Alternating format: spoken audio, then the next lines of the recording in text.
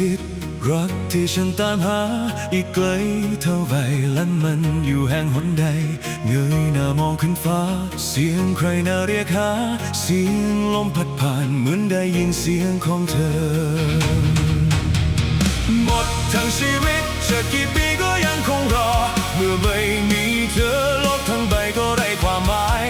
ตามหาที่ใดผู้ที่สวยสง่าดังเธอหมดทั้งชีวิตทั้งหัวใจจะรอเพียงเธอ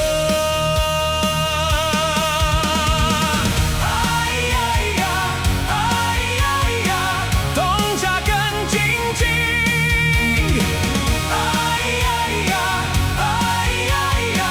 จะหาเธอที่ใด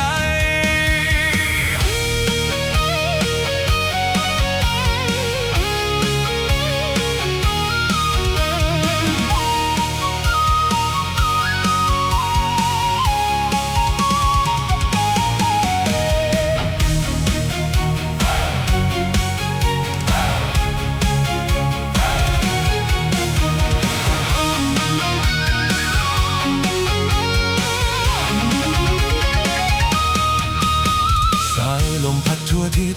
รักที่ฉันตามหาอีกไกลเท่าไรและมันอยู่แห่งหนใดเงยหน้ามองขึ้นฟ้าเสียงใครน่าเรียกหา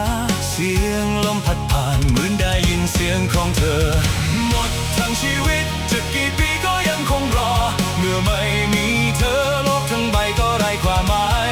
ตามหาที่ใดผู้ที่สวยสง่าดังเธอหมดทั้งชีวิตทั้งหัวใจจะรอ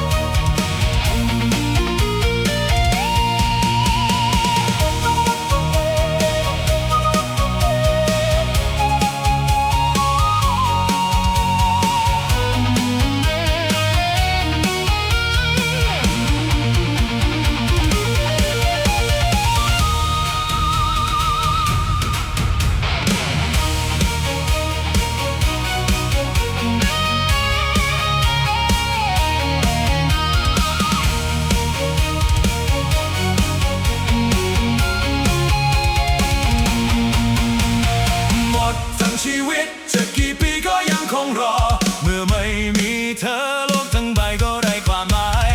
ตามหาที่ใดผู้ที่สวยสง่าดังเธอหมดทั้งชีวิตทั้งหัวใจจะรอเพียงเธอหมดทั้งชีวิตจะกี่ปีก็ยังคงรอเมื่อไม่มีเธอโลกทั้งใบก็ไร้ความหมายตามหาที่ใดผู้ที่สวยสง่าดังเธอ